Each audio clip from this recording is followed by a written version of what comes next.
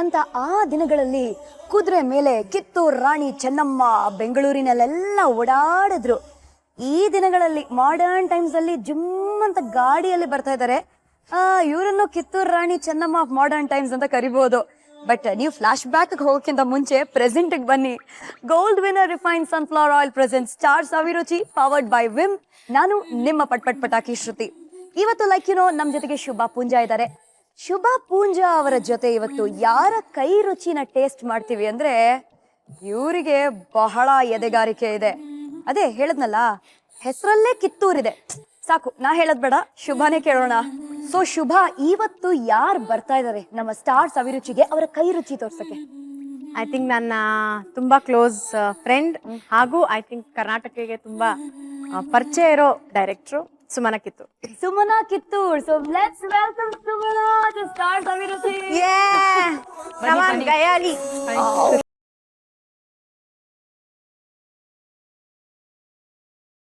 ಏನ್ ಗೊತ್ತಾ, ಅವಳಿಗೆ ಸಿನಿಮಾ ಮಾಡೋದು ಅಲ್ದೆ ನಾನು ಅವಳಿಗೋಸ್ಕರ ಸೀರೆ ಉಟ್ಕೊಂಡ್ ಬರ್ಬೇಕು, ಅವಳಿಗೋಸ್ಕರ ಅಡ್ಗೆನೂ ಮಾಡಿ ಹಾಕ್ಬೇಕು. ಸೊ ನಾನ್ ಡೈರೆಕ್ಟರ್ ಅಥವಾ ಏನು ಇವಾಗ ಗೊತ್ತಾಯ್ತಾ ಯಾಕೆ the original modern Kittur Rani Chennamma ಅಂತ ಇಂಟ್ರಡಕ್ಷನ್ ಕೊಟ್ಟೆ? ನೋಡಿ, ಆಲ್ರೆಡಿ ಗೊತ್ತಾಗ್ತಾ ಇದೆ. The flavours are out already. ಈ ಫ್ಲೇವರ್ಸ್ ಔಟ್ ಆಗಕ್ಕಿಂತ ಮುಂಚೆ ಇಲ್ಲಿರೋ ಫ್ಲೇವರ್ಸ್ ಬಗ್ಗೆ ಸ್ವಲ್ಪ ಡಿಸ್ಕಸ್ ಮಾಡೋಣ.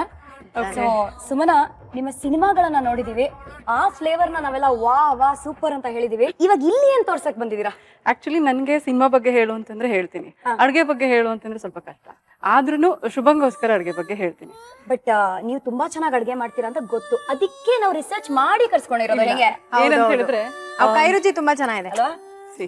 ಸೊ ಫಸ್ಟ್ ಏನ್ ಮಾಡ್ತಾ ಇದ್ದೀರಾ? ಆಕ್ಚುಲಿ ಏನು ಅಂತ ಹೇಳಿದ್ರೆ ಅಕ್ಕಿ ರೊಟ್ಟಿ ಮತ್ತೆ ಕೋಳಿ ಸಾರು ಬಹುಶಃ ಕರ್ನಾಟಕದ ಅಂದ್ರೆ ಪ್ರಪಂಚದಾದ್ಯಂತ ಮಾಡ್ತಾರೆ. ಬಟ್ ಅಕ್ಕಿ ರೊಟ್ಟಿ ನಮ್ ಕರ್ನಾಟಕದಲ್ಲಿ ಫೇಮಸ್. ಅದೇ ನೀವು ಸ್ಪೆಷಲ್ ಅಂತ ನನಗೆ ಕೇಳ್ಬೇಡಿ, ಯಾಕಂದ್ರೆ ಶುಭಾಗ್ ಸ್ಪೆಷಲ್ ಅಂತ ಹೇಳಿ ನಾನ್ ಮಾಡ್ತಾ ಇದೀನಿ. ಯಾಕಂದ್ರೆ ನನಗ್ ಮಾತ್ರ ಸ್ಪೆಷಲ್ ಅಲ್ಲ, ಆಕ್ಚುಲಿ ಸುಮನಕ್ ತುಂಬಾ ಇಷ್ಟವಾದ ಅಡಿಗೆ. ಯಾಕೆ ಅಂದ್ರೆ ಅದು ಅವರ ತಂದೆ ತುಂಬಾ ಇಷ್ಟಪಡ್ತಾರೆ, ಅಕ್ಕಿ ರೊಟ್ಟಿ ಮತ್ತೆ ಚಿಕನ್ ಸಾರು. ಅವ್ರಿಗೆ ಯಾವಾಗ್ಲೂ ಅಡ್ಗೆ ಮಾಡ್ತಾರೆ, ಹಂಗೆ ನನಗೂ ಅದು ತುಂಬಾ ಇಷ್ಟ. ನನ್ ತಂದೆ ಬದುಕಿದಾಗ ಜಾಸ್ತಿ ರೊಟ್ಟಿ ಮಾಡ್ಕೊಡು ಅಂತ ಹೇಳೋರು. ರೊಟ್ಟಿ ಅವ್ರು ಹೇಳೋರವ್ರು, ನಿನ್ ತರ ಯಾರು ಮಾಡದೇ ಇಲ್ಲ ಮಗ ಮನೇಲಿ ಅಂತ ಹೇಳಿ ಅಂತ. ಸೊ ಯಾವಾಗ್ಲೂ ಶುಭ ಬಂದು ಅದೇ ಪ್ರೀತಿಯಿಂದ ನಂಗೆ ಅಕ್ಕಿ ರೊಟ್ಟಿನೇ ಬೇಕು ಅಂತ ಹೇಳಿದಾಗ ನಂಗೆ ತಂದೆ ನೆನಪಾಗುತ್ತೆ ಯಾವಾಗ್ಲೂ. ಸೊ ಇದು ಏನಪ್ಪಾ ಅಂತ ಹೇಳಿದ್ರೆ, ಬಯಲ್ಸೀಮೆಯಲ್ಲಿ ಯಾವ್ದ್ ಮನೆಗೆ ಹೋದ್ರು ಕೂಡ ಬೆಳಿಗ್ಗೆ ಅದು ಶ್ರೀಮಂತ ಆಗಿರ್ಲಿ ಅಥವಾ ಬಡವ ಆಗಿರ್ಲಿ ಬಲ್ಲಿದಾಗಿರ್ಲಿ ಅಕ್ಕಿ ರೊಟ್ಟಿ ಅಥವಾ ಅದಕ್ಕೊಂದು ಪಲ್ಯ ಇದ್ದೇ ಇರುತ್ತೆ. ಅಕ್ಕಿ ರೊಟ್ಟಿ ಮಗ ಮಾಡೋಣ ನಂಗೆ ಅದು ತುಂಬಾ ಇಷ್ಟ. ಅವರೆಷ್ಟು ಚೆನ್ನಾಗಿ ಮಗ ಅಂತ. ಒಂದ್ ಅರ್ಧ ಕೆಜಿ ಚಿಕನ್ ತಗೊಂಡ್ರೆ ಬೋನ್ಲೆಸ್. ಓಕೆ, ಒಂದು ಚಕ್ಕೆ ಬೇಕು, ಈರುಳ್ಳಿ ನಿಮ್ಗೆ ಎಷ್ಟು ಬೇಕೋ ಅಷ್ಟು ಹಾಕಿದ್ರೆ ಒಳ್ಳೇದದು. ಓಕೆನಾ? ಅದಾದ್ಮೇಲೆ ಒಂದ್ 2 ಮೆಣಸಿನಕಾಯಿ ಸುಮ್ನೆ ಹಂಗೆ ಖಾರಕ್ಕೆ. ಇದು ಮಸಾಲಾ ಪೌಡರ್. ಓಕೆ. ಆಮೇಲೆ ಬೆಳ್ಳುಳ್ಳಿ ಶುಂಠಿ. ಇದು ಗರಂ ಮಸಾಲ ಅಲ್ವಾ? ಗರಂ ಮಸಾಲ. ಓಕೆ. ಸೊ ಇದು ಶುಂಠಿ ಬೆಳ್ಳುಳ್ಳಿ ಪೇಸ್ಟ್. ಓಕೆ. ಅಚ್ಕಾರದ ಪೌಡ್ರು ಮತ್ತೆ ಧನಿಯಾ ಪೌಡ್ರು. ಓಕೆ. ಚೂರ್ ಜೀರಿಗೆ ಪೌಡರ್. ಜೀರಿಗೆ ತುಂಬಾ ಸಾಮಾನ್ಯವಾಗಿ ಜೀರಿಗೆ ಪೌಡರ್ ಹಾಕಲ್ಲ ಚಿಕನ್ಗೆ, ಬಟ್ ನಾ ಯಾವಾಗ್ಲೂ ಹಾಕ್ತಿರ್ತೀನಿ, ಅದ್ರ ಫ್ಲೇವರೇ ಬೇರೆ ಇರುತ್ತೆ. ಸೊ ಅರಿಶಿಣ ಮತ್ತೆ ಉಪ್ಪು. ಅದಾದ್ಮೇಲೆ ನಿಮ್ಗೆ ಕೊತ್ತಂಬರಿ ಮತ್ತೆ ಪುದೀನ. ಸೂಪರ್. ಕೊತ್ತಂಬರಿ ಪುದೀನಾನ ಸಣ್ಣಗೆ ಹೆಚ್ಕೊಂಡು ಈ ತರ ಇಟ್ಕೊಳ್ಳಿ. ಸೊ ಇವಾಗ ಶುರು ಮಾಡೋಣ. ನಮ್ಮ gold winner refine sunflower oil ನ ಹಾಕ್ತಾ ಇದೀವಿ. ಪ್ಯಾನ್ಗೆ gold winner refine sunflower oil ಹಾಕಿ ಅದು ಗರಂ ಆಗಿದೆ. ಈ ಟೈಮಲ್ಲಿ ಗಮ್ಮನಕ್ಕೆ ಚಕ್ಕೆ ಹಾಕ್ತಾರೆ. ಶ್ರುತಿ ಬನ್ನಿ ನೋಡಿ, ಆಮೇಲೆ ನೋಡಿ ಅದ್ರ ಗಮನ. ಸುಮನಾ, ಒಂದಿಗ್ ಬೇಕು. ಈ ಹಾಡ್ ಕೇಳಿದಿರಾ ನೀವು? ಬಾರೆ ಸಂತೆಗೆ ಹೋಗೋಣ ಬಾ, ಸಿನಿಮಾ ಟೆಂಟ್ ಅಲ್ಲಿ ಕೂರೋಣ ಬಾ. ವಿಷ್ಣುವರ್ಧನ್ ಸರ್ ಅವ್ರ ಸಿನಿಮಾ. ನೀವು ಇಡೀ ಜೀವನ ಸಿನಿಮಾ ಟೆಂಟ್ ಅಲ್ಲೇ ಕಳ್ದಿದ್ದೀರಾ ಅಂತ ಹೇಳಿದ್ರೆ ತಪ್ಪಾಗಲ್ಲ. ಸುಮನಾ ಅವರ ತಂದೆ ಸಿನಿಮಾ ಟೆಂಟ್ ಅಲ್ಲಿ ಕೆಲಸ ಮಾಡ್ತಿದ್ರು, ಕರೆಕ್ಟಾ? ಸೊ ಅವ್ರದೇನ ಟೆಂಟ್ ಆಗಿತ್ತು? ಇಲ್ಲ, ನಮ್ಮ ಅಪ್ಪನ ಟೆಂಟ್ ಅಲ್ಲ, ಬಟ್ ನಮ್ಮ ಅಪ್ಪ ಬದುಕಿರೋ ತನಕನೂ ಒಂದು ಸಿನಿಮಾ ಥಿಯೇಟರ್ ಮಾಡ್ಬೇಕು ಅಂತ ಹೇಳಿ ಆಸೆ ಇಟ್ಕೊಂಡು ತುಂಬಾ ಪ್ರಯತ್ನ ಪಟ್ರು. ಅದಕ್ಕೆ ಆಗ್ಲಿಲ್ಲ. ಕಡೆಗೂ ಯಾವ್ದೋ ಒಂದು ಟೆಂಟ್ ಅಲ್ಲೇ ಅವ್ರದ್ದು ಜೀವ ಹೋಯ್ತು. That's great. ನಿಜವಾಗ್ಲೂ ಹೇಳ್ಬೇಕು ಅಂದ್ರೆ ಅದು ಒಂಥರ ಪುಣ್ಯ ಅಲ್ವಾ? ಐ ಥಿಂಕ್ ಅದಕ್ಕೆ ಅವ್ರ ಮಗಳು ಡೈರೆಕ್ಟರ್ ಆಗಿದೆ. ನನಗೆ ಮೈಸೂರು ಗಾಯತ್ರಿ ಥಿಯೇಟರ್ ಇದೆ, ಅಲ್ಲಿ ಎಲ್ಲಾ ಸಿನಿಮಾಗಳು ನಂದು ಏನಾಗಿದೆ ಅಂತ ಹೇಳಿದ್ರೆ ತುಂಬಾ 100 days ಹೋಗಿದೆ.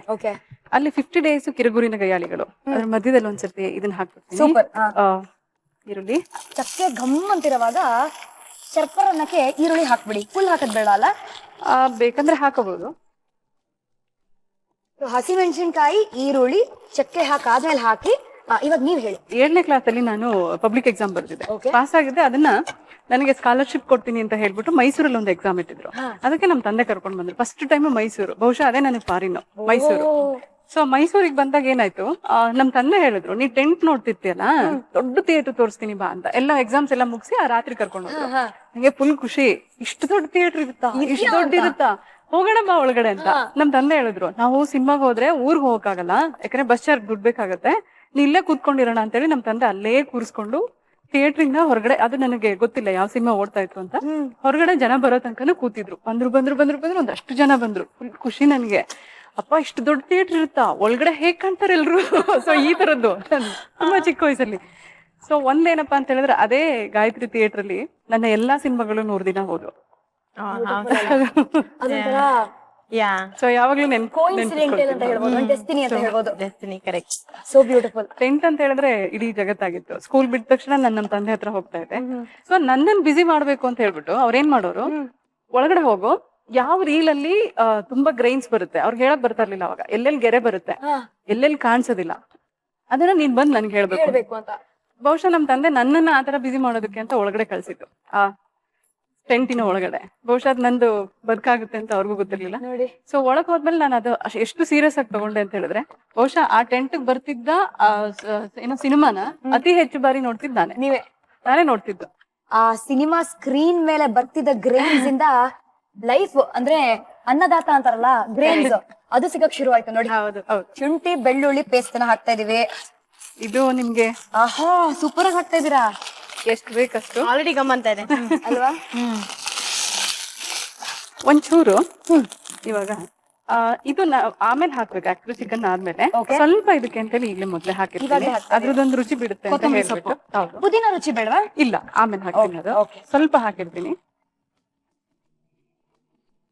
ಸೊ ಅದ್ರ ಜೊತೆಗೇನೆ ನಾನು ಏನ್ ಮಾಡ್ತೀನಿ, ಎಲ್ಲ ಒಟ್ಟಿಗೆ ಹಾಕ್ಬಿಡ್ತೀನಿ. ಎಲ್ಲ ಪೌಡರ್ಸ್ ಬೇಸಿಕಲಿ. ಸ್ವಲ್ಪ ಧನಿಯಾ ಪೌಡರ್ ಹಾಕ್ತೀನಿ, ಗರಂ ಮಸಾಲಾ, ಧನಿಯಾ ಪೌಡರ್. ಹೌದು, ಎರಡು. ನಾನು ಉಲ್ಟಾ ಹಾಕ್ತಿದ್ದೀನಿ ಯಾಕಂದ್ರೆ ಅದು ಫ್ರಾಗ್ರೆನ್ಸ್ ಬೇರೆ ತರ ಇರುತ್ತೆ. ಸರಿ, ಓಕೆನಾ. ಜೀರಿಗೆ ಪೌಡರ್ ನಾನು ಒಂಚೂರು ಹಾಕ್ತೀನಿ.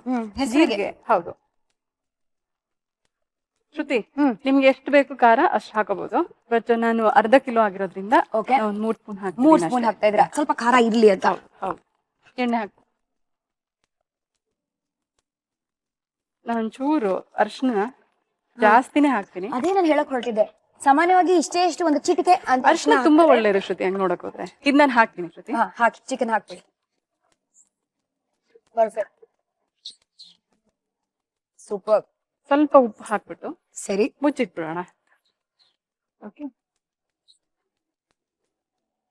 ಆ ದಿನಗಳಲ್ಲಿ ನಿಮ್ಮ ದಿನಗಳು ಸಿನಿಮಾ ಹೇಗಾಯ್ತು? ಸೊ ನಾನು ಅಗ್ನಿಲಿ ಸಿನಿಮಾ ಬರೀತಾ ಇದ್ದೆ. ಒಂದು 7 ವರ್ಷಗಳ ಕಾಲ ನಾನು ಸಿನಿಮಾ ಬರೆದೆ. ಸರಿ. ಅದಾದ ನಂತರ ಯಾವಾಗ್ಲೂ ನಿಮ್ಗೆ ಗೊತ್ತಿದೆ ಆ ಸಂದರ್ಭದಲ್ಲಿ ಏನಾಯ್ತು ಅಂತ ಹೇಳಿದ್ರೆ, ಬರೀ ಅನ್ರೋಲ್ಡ್ ಸಬ್ಜೆಕ್ಟ್ ಗಳೇ ಬರ್ತಾ ಇದ್ದಂತ ಕಾಲ. ಅದು ಕೂಡ ಅನ್ರೋಲ್ಡ್ ಅಂತ ಹೇಳಿದ್ರೆ ಏನೋ ಹುಡುಕಾಟ. ಈಗ ನಾವು ಸರ್ ಕೇಳ್ತಾ ಇದ್ವಿ, ಶ್ರೀಧರ್ ಸರ್ ಅವರು ಬಚ್ಚನ್ ಮಾಮ ಅವ್ರಿಗೆ, ನೀವೇ ಒಂದು ಸಿನಿಮಾ ಮಾಡ್ಬೋದಲ್ಲ ಅಂತ ಹೇಳಿ. ಅವರು ಪ್ರಗತಿಪರ ಮೂವ್ಮೆಂಟ್ ಅಲ್ಲಿ ಜಾಸ್ತಿ ಇದ್ರು, ಸಿನಿಮಾಗೆ ಬೇಕಾದಷ್ಟು ಸಮಯ ಬೇಕಾಗುತ್ತೆ ಅನ್ನೋದು ಒಂದು. ಅವ್ರು ಹೇಳಿದ್ರು ಅವೆಲ್ಲ ಬೇಡ ಅಂತ. ಬಟ್ ಸರ್ ಬೇಡ ಅಂತಾನೆ ಇದ್ರು. ನಾನಾಗ್ಲಿ, ರವೀಂದ್ರ ಅವರಾಗ್ಲಿ ಪ್ರೊಡ್ಯೂಸರು, ಎಲ್ಲಕ್ಕಿಂತ ಹೆಚ್ಚಾಗಿ ಈಗ ತುಂಬಾ ಜನ ಸರ್ ಫ್ರೆಂಡ್ಸ್ಗಳು ಎಲ್ಲ ಸೇರಿ ಅವ್ರು ಬೇಡ ಬೇಡ ಬೇಡ ಅನ್ಬೇಕಾದ್ರೆ ಬೇಕು ಅಂತ ಒಂದ್ ಸಿನಿಮಾನೇ ಮುಗಿಸ್ಬಿಟ್ವಿ. ಅದೇ ಆ ದಿನಗಳು. ಅದ್ಭುತ. ಅದ್ರಲ್ಲಿ ಏನಾಯ್ತು ಅಂತ ಹೇಳಿದ್ರೆ, ಕತೆ ನಾನು ಹೇಳಿದೆ, ಸರ್ ಈ ಸ್ಟೋರಿ, ವರದಣ್ಣ ಸ್ಟೋರಿ ತುಂಬಾ ಚೆನ್ನಾಗಿದೆ, ಮಾಡೋಣ. ಅದು ಹಾಗಾಗಿ ಆಗ್ಬಿಡ್ತು ಎಲ್ಲ. ಆಮೇಲೆ ಅದಾದ ನಂತರ ನಾವು ಇಳೆಯರಾಜ ಅವ್ರ ಹತ್ರ ಮ್ಯೂಸಿಕ್ ಮಾಡಿಸ್ಬೇಕು ಅಂತ ಆಯ್ತು. ಅವ್ರು ಯಾರೋ ಒಬ್ರು ಫ್ರೆಂಡ್ ಬರೋರು, ಅವರು ತಮಿಳ್, ಅವ್ರು ತುಂಬಾ ಇಳೆಯರಾಜ ಸರ್ ತುಂಬಾ ಕ್ಲೋಸ್ ಇದ್ರು. ನಾನು ಯಾರಿಗೂ ಹೇಳ್ದೆ, ಅವ್ರನ್ನ ಕರ್ಕೊಂಡು ಹೋಗ್ಬಿಟ್ಟು ಇಳೆಯರಾಜ ಸರ್ ಹತ್ರ ಕತೆ ಹೇಳಿ ಬಂದ್ಬಿಟ್ಟಿದೆ. ಅದು ಸರ್ಗೂ ಗೊತ್ತಾಗ್ಲಿಲ್ಲ ಕಡೆಗೆ. ಆಮೇಲೆ ಅವರು, ನೀವ್ ಎಷ್ಟು ಕೊಡ್ತೀರಾ ಅಷ್ಟು ನಾ ಮಾಡ್ಕೊಟ್ಬಿಡ್ತೀನಿ ಅಂತ. ಎಲ್ಲಕ್ಕಿಂತ ಹೆಚ್ಚಾಗಿ ಏನು ಅಂತಂದ್ರೆ, ಅವ್ರಿಗೆ ಶ್ರೀಧರ್ ಸರ್ ಬಗ್ಗೆ ತುಂಬಾ ಪ್ರೀತಿ ಬಂದ್ಬಿಟ್ಟು. ಬಟ್ ಒಂದ್ ಕಂಡೀಷನ್ ಹಾಕಿದ್ರು, ಶ್ರೀಧರ್ ಸರ್ ಮ್ಯೂಸಿಕ್ ಮಾಡ್ಬೇಕಾದ್ರೆ ಬರ್ಬೇಕು. ಸೊ ಇಲ್ಲಿ ಬಂದು ಸರ್ ಹತ್ರ ಹೇಳ್ದೆ, ಸರ್ ನೀವ್ ಒಂದ್ಸರ್ತಿ ಬರ್ಬೇಕಾಗತ್ತೆ ಅಂತ. ನಾನು ಶುಭಂಗ್ ಹೇಳಿದ್ನಲ್ವಾ, ಹಾಗೆ ಸರ್ ನನ್ಗೆ ಹೇಳಿದ್ರು, ನಿಮ್ಗೆ ಸಿನಿಮಾ ಮಾಡೋದು ಅಲ್ದೇನೆ ನಾನು ಚೆನ್ನೈಗೆ ಬಂದ್ಬಿಟ್ಟು ನನ್ ಕೆಲಸ ಬಿಟ್ಟು ಚೆನ್ನೈಗೆ ಬಂದು ನಾನು ಯಾರೋ ಮೀಟ್ ಆಗ್ಬೇಕಾ ಅಂತ ಹೇಳಿದ್ರು. ಸೊ ಕಡೆಗೆ ಆಮೇಲೆ ಬಂದ್ರು ಸರ್, ಬಂದ್ರು. ಬಟ್ ಅದು ತುಂಬಾ ಅದ್ಭುತವಾದ ದಿನಗಳವೆಲ್ಲ. ಹಂಗ್ ನೋಡಕ್ ಹೋದ್ರೆ ಆ ದಿನಗಳು. ಇಳೆಯರಾಜ ಸರ್ ಹೇಳಿದ್ರು, 2 ಸಾಂಗ್ ನಾನು ಪ್ಲೇಸ್ಮೆಂಟ್ ಮಾಡ್ಕೊಡ್ಬೇಕು ಇದಕ್ಕೆ ಅಂತ. ಸರ್ ಯಾರನ್ನ ಕರೆಸ್ಲಿ ಬೆಂಗಳೂರಿಂದ ಲಿರಿಕ್ಸ್ಗೆ ಅಂತ. ಅದಕ್ಕೆ ಅವ್ರು ನಂಗೆ ಹೇಳಿದ್ರು, ಕತೆ ಬಂದ್ ಹೇಳಿದ್ ನೀನ್ ನನಗೆ, ನನ್ನ ಹತ್ರ ಮೀಟ್ರ್ ಇದೆ, ನಿನ್ನ ಹತ್ರ ಮ್ಯಾಟ್ರ್ ಬರ್ಕೊಂಬ ಅಂತ ಹೇಳಿದ್ರು. ಅವರು ಒಂದ್ 5 ದಿನ ಬರೀ ಅದನ್ನೇ ಕೇಳೋರು. ನಂದು ಮೀಟ್ರ್ ರೆಡಿ, ಎಲ್ಲಿ ನಿಂದು ಮ್ಯಾಟ್ರ್ ಅಂತ ಹೇಳೋರು. ನನಗೆ ಅದು ಮೀಟ್ರ್ ಅಂದ್ರೆ ಏನಂತ ಗೊತ್ತಿಲ್ಲ, ಯಾಕಂದ್ರೆ ಯಾವತ್ತೂ ನನ್ ಲಿರಿಕ್ಸ್ ಬರ್ತಿಲ್ಲ. ಮತ್ತೆ ನಾನು ಹೇಳ್ದೆ, ಒಂದಿನ ಹೋಗ್ಬಿಟ್ಟು ಹೇಳ್ದೆ. ಅವರು ಮಧ್ಯಾಹ್ನ ಹೊತ್ತು ಒಬ್ರೆ ಕೂತ್ಕೊಂಡಿರೋರು, ಸುಮ್ನೆ ಮೆಲ್ಲೆ ಹೋದ್ರೆ ಎಲ್ಲ ತೋರ್ಸೋರು, ಇದೆಲ್ಲ ನನ್ನ ಪೇಂಟಿಂಗು, ನನ್ನ ರೂಮು ಇದು ಅಂತ. ಹಾರ್ಮೋನಿ ಹಿಡ್ಕೊಂಡು ಕೂತಿರೋರು. ನಾನು ಹೇಳ್ದೆ ಅವ್ರಿಗೆ, ಒಂದ್ ಮಾತು ಹೇಳ್ದೆ, ಮಾಸ್ಟರ್ ನನಗೆ ಮೀಟ್ರ್ ಅಂದ್ರೆ ನನಗೆ ಗೊತ್ತಾಗ್ತಾ ಇಲ್ಲ, ಬಟ್ ನೀವು ಬರೀರಿ ಅಂತಂದ್ರೆ ಕತೆ ಇಡೀ ಗೊತ್ತು, ಬರೆದು ಬಿಟ್ಕೊಡ್ತೀನಿ. ಹಾ ಹೇಳಿ ಅಂತ ಹೇಳಿದ್ರು. ಅವಳ ಕಣ್ಣುಗಳು ನೆನಪಾಗಿಸುತ್ತಿದೆ ಈ ಬೆಳದಿಂಗಳು, ಬದಲಾಗಿ ಹೇಳು ಅಂದ್ರು. ನನಗೆ ಬದಲಾಗಿ ಹೇಳು ಹೇಳು ಹೇಳು ಅನ್ಬೇಕಾದ್ರೆ 3-4 ಸರಿ ಆಯ್ತು, ನನ್ ಕಣ್ಣಲ್ಲೇ ನೀರು ಬಂದ್ಬಿಡ್ತು. ನನಗೆ ಯಾಕೆ ಬೇಕು ಈ ಮೀಟರ್ ಸವಾಸ? ಸೀರಿಯಸ್ಲಿ ಮ್ಯಾಟರ್ ಇದೆ ಬಟ್ ನಾನು ಹೊರಗಡೆ ಬಂದ್ಬಿಟ್ಟು ಕಣ್ಣಲ್ಲಿ ನೀರ್ ಹಾಕೊಂಡು ರವಿ ಮಾಮ ಹತ್ರ ಹೇಳ್ದೆ, ಪ್ರೊಡ್ಯೂಸರ್ ಹತ್ರ, ಮಾಮ ಇವರು ಮೀಟರ್ ನನ್ನ ಪ್ರಾಣ ತಿಂತ ಇದ್ದಾರೆ, ನಾನು ಬರಲ್ಲ ನಾಳೆ ಬೆಳಿಗ್ಗೆ ಅಂತ.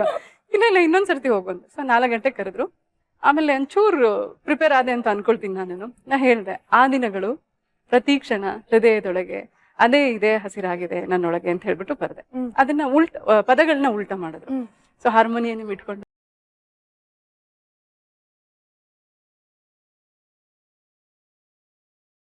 ಆಯ್ತು, ಓ ಇದು ಮೀಟ್ರು ಅಂತ. ಸೊ ನಮ್ಮ ಚಿಕನ್ ಸಾರು ಚೆನ್ನಾಗಿ ಬುಳ ಬುಳ ಅಂತ ಬಾಯ್ಲ್ ಆಗ್ತಾ ಇದೆ. ಈ ಗ್ಯಾಪ್ ಅಲ್ಲಿ ಮಾಡ್ಕೊಳ್ಳೋಣ ಅಕ್ಕಿ ರೊಟ್ಟಿ. ಹೌದು, ಆಕ್ಚುಲಿ ಇದು ಏನೋ ಚಿಕನ್ ಬೇಯ್ತಿದಂಗೆನೆ ರೊಟ್ಟಿ ಆಗೋಗ್ಬಿಡುತ್ತೆ. ನಾವು ಬೇರೆ ರೊಟ್ಟಿ ಹಾಕಿದ್ರಿಂದ ಮಾತಲ್ಲಿ ರೊಟ್ಟಿ ತಟ್ತಾ ಇದ್ವಿ. ಇವಾಗ ಬನ್ನಿ ಒರಿಜಿನಲ್ ರೊಟ್ಟಿ ತಟ್ಟೋಣ. ಇದಕ್ ಬೇಕಾಗಿರೋದು ಏನು? ಅನ್ನ ಮತ್ತೆ ಅಕ್ಕಿ ಪೌಡರ್ ಅಷ್ಟೇನಾ? ಹೌದು, ಒಂಚೂರು ಉಪ್ಪು. ಓಕೆ, ಇದು ಅನ್ನ ಒಂಚೂರು ಮಿಕ್ಸಿ ಮಾಡ್ಕೊಂಡ್ಬಿಡೋಣ. ಮಿಕ್ಸಿ ಮಾಡ್ಕೊಳ್ಳೋಣ.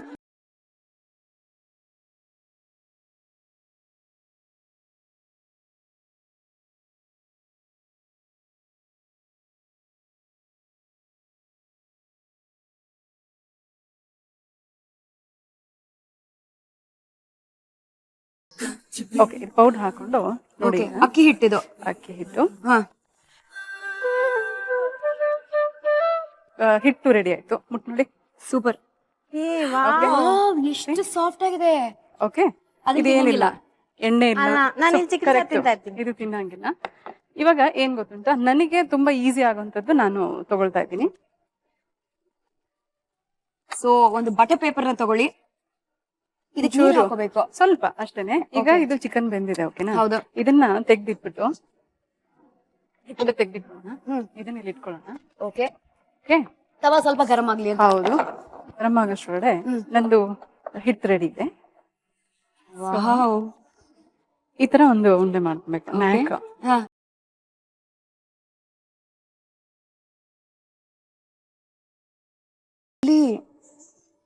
ಇದನ್ನ ಹಿಂಗ್ ಬಿಡಿಸ್ಕೊಬೇಕು ಮೇಲೆ.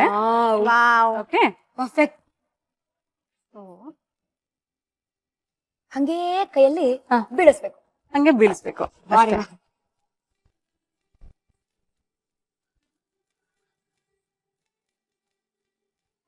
ಇದೊಂದ್ ಸೈಡ್ ತೆಗ್ದು ಹಾಕೋಣ. ನಿಮ್ದು ಪೇಪರ್ ಚೆನ್ನಾಗಿರ್ಲಿಲ್ಲ. ಪೇಪರ್ ಚೆನ್ನಾಗಿದ್ದಿದ್ರೆ ತುಂಬಾ ಸಾಫ್ಟ್ ಆಗೋದು ಬಂದಾಗ ತೂತಿಲ್ದೆ ಬಂದ್ರೆ ಇದು ಉಬ್ಬುತ್ತೆ ಪೂರಿ ತರ ರೊಟ್ಟಿ. ಓಕೆನಾ? ಸೊ ಆದ್ರೂ ಒಂದ್ ಸೈಡ್ ನಾವು ಬೇಯಿಸ್ಬೇಕಾಗತ್ತೆ. ಸೊ ಡೈರೆಕ್ಟ್ ಆಗಿ ನೀವು ಫ್ಲೇಮ್ ಮೇಲೆ ಹಾಕ್ತಾ ಇದೀರಾ? ಹೌದು, ಯಾಕಂದ್ರೆ ಕೆಂಡ ಇಲ್ವಲ್ಲ, ಕೆಂಡದಲ್ಲಿ ಮಾಡ್ತಾರೆ. ಹಳ್ಳಿ ಫೀಲಿಂಗ್ ಬರ್ತಾ ಇದೆ ಇವಾಗ ಆಲ್ರೆಡಿ. ಹೌದಾ? ಅಕ್ಕಿ ರೊಟ್ಟಿ ಸೇದ್ ಸ್ಮೆಲ್ ಅಲ್ಲ. ಈ ರೊಟ್ಟಿ ಮೇಲೆ ಒಂದು ಹೆಸರು ಬರ್ತಿದೆ, ಶುಭ ಅಂತ. ಸೊ ಶುಭನ್ ರೊಟ್ಟಿ ರೆಡಿ ಆಗಿದೆ. ಆ ರೊಟ್ಟಿ ಮೇಲೂ ಹೆಸರಿದೆ ಶ್ರುತಿ ಅಂತ.